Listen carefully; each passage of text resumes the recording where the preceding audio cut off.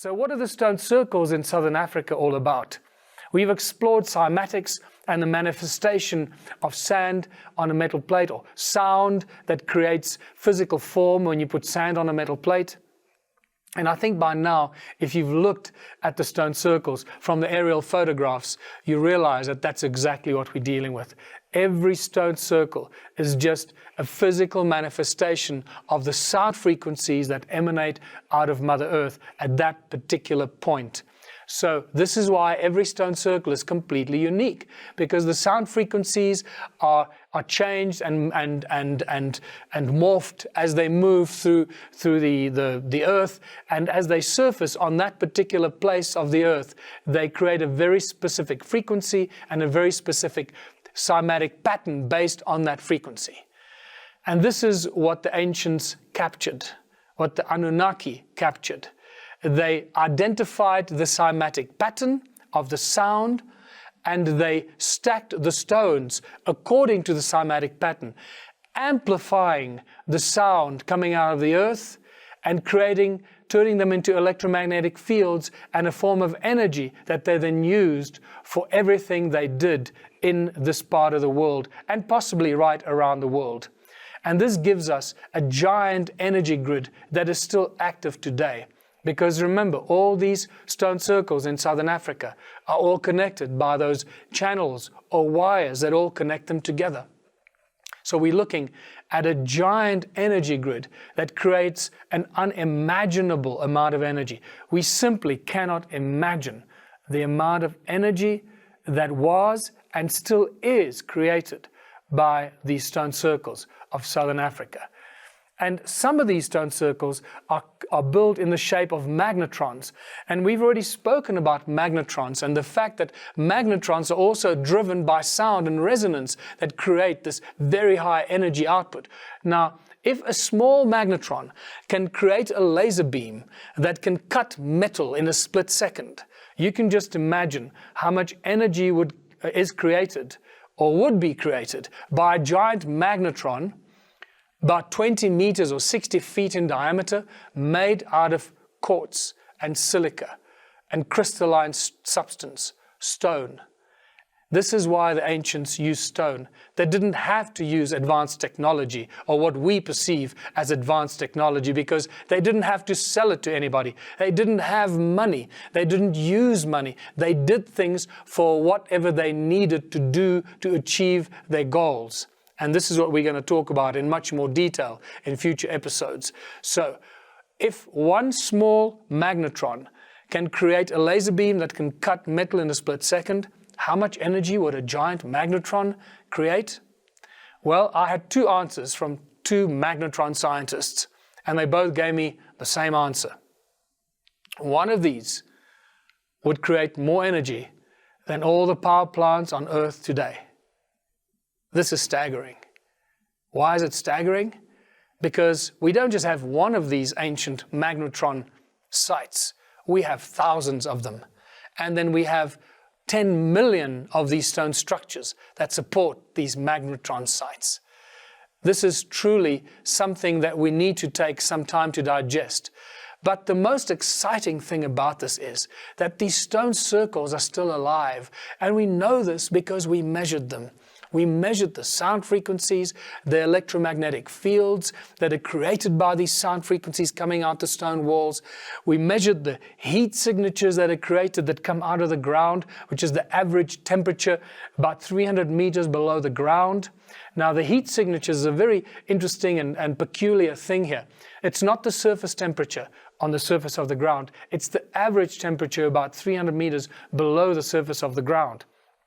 And the scale works on the basis that at 80 degrees Celsius, I'm not sure what that is in Fahrenheit, but remember that in Celsius, water boils at 100 degrees. So at 80 degrees Celsius, it tells you that you are standing on top of a volcano. That's what this heat signature scale measures, right? That's how it's calibrated. 80 degrees, you're standing on top of a volcano. And you'll start seeing how important this calculation or this measurement is when we start measuring these sites. At this particular stone circle, we measured 33.5 gigahertz of sound frequency coming out of the walls. I can tell you that the lowest frequency we measured coming out of the walls is about 14.5 gigahertz, which is insane. You shouldn't be measuring sound in the gigahertz coming out of, nature or stones in nature. So clearly, whatever these ancients did, what the Anunnaki did in constructing these stone circles, they knew exactly what they were doing to harness and amplify this energy. 33.5 gigahertz sound frequencies coming out of these walls. And it seems to me that it is the quartz.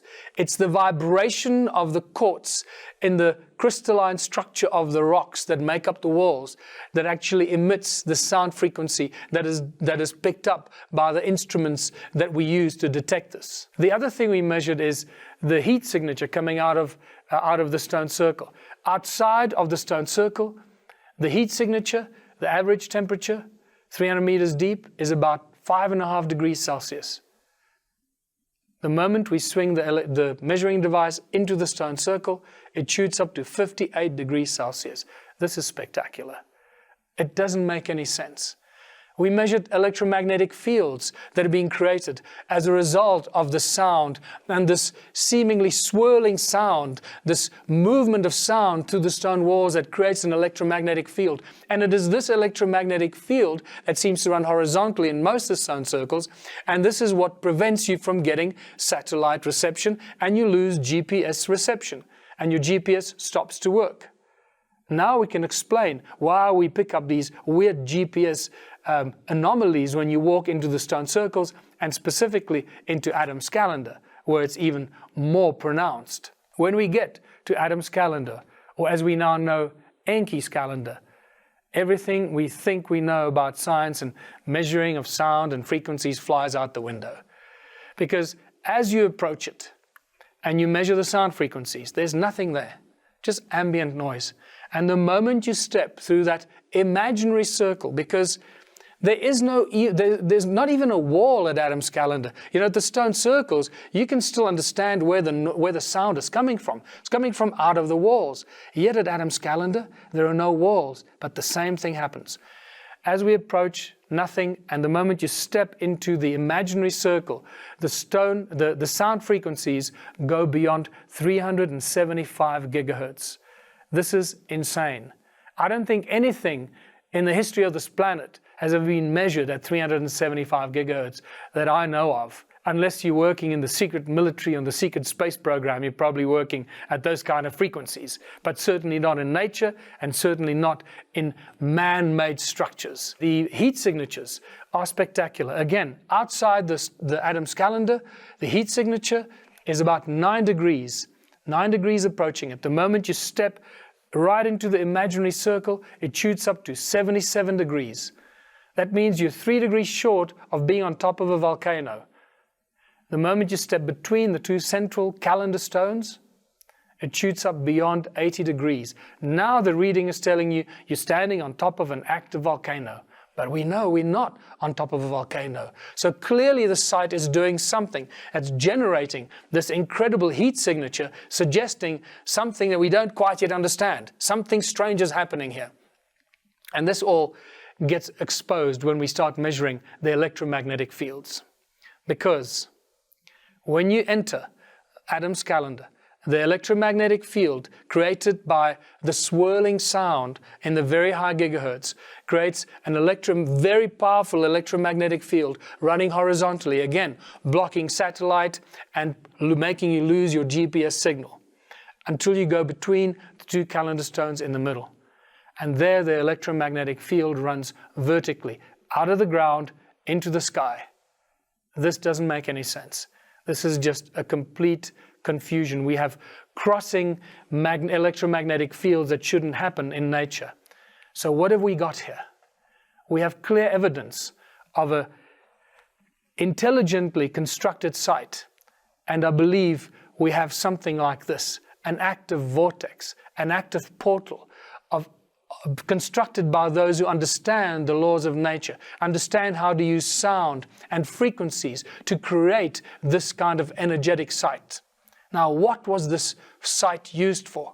We were already told that this is where humanity was created by the gods. And in future episodes, I can share much more about that from information, from channeled information and shamanic revelations and many other areas of research that has come to me over the years. But what was this possibly used for? We learned from Zecharia Sitchin and from the translations that the Anunnaki were taking the gold off the planet. And it seems to be consistent with the fact that there's not much gold on this planet today. And is it possible that they were using this site to beam up the gold? It certainly is quite possible. And once we realize that teleportation is something we can do today already, I believe that the Anunnaki were possibly doing that, and they were not blasting the gold into space with skyships or rocket ships, as Zecharia Sitchin suggests, that they were actually beaming it up with ancient sites like Adam's Calendar and possibly other sites. One other great possible site that they were doing this was at Abu Gurab, just close to the Giza pyramids. If you look at Abu Gurab, it so closely resembles the Star Trek Beam Me Up Scotty platform. It's actually ridiculous. You got this huge alabaster crystalline platform right in front of the broken down pyramid that would have been the source of energy that energized the platform, the crystal platform in front of it, that would have been the teleportation device. All on a beautiful, large, rectangular circuit board, if you want to call it that, or an energetic platform that would have been used as a teleportation device or a transmutation device or something like that, through the understanding of the use of sound and resonance from Mother Earth. And that brings us to the end of this episode, and how this information connects to many other ancient sites, and how these sites were used in ways that we could not even begin to imagine on such a large and massive scale that truly boggles the mind. I'm Michael Tellinger, and thanks for watching.